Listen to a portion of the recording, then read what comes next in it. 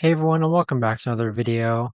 In this video, I'm going to show you how to change navigation maps on the Dasher app. Now, this video is going to be particularly useful for individuals. Let's say that you want to go ahead and change from Apple Maps to Google Maps or from Google Maps to Waze. How do you actually go ahead and change navigation maps on the Dasher app? Now, this video is going to be short, sweet, and simple, guys. There's not going to be a lot of steps involved.